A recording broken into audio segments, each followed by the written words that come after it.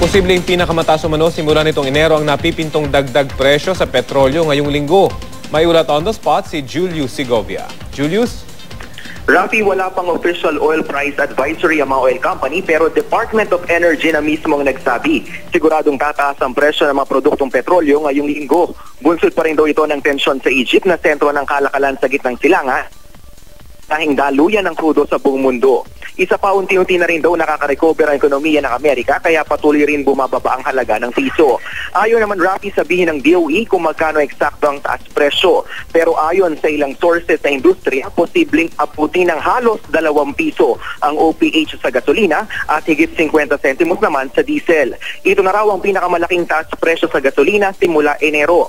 Dahil deregulated ang oil industry, Rafi, apela lamang daw ang tanging magagawa ng DOE sa mga kumpanya ng langis. Kung maaari, pwedeng gawing pautay-utay ang pagpapatupad ng big-time oil price hike.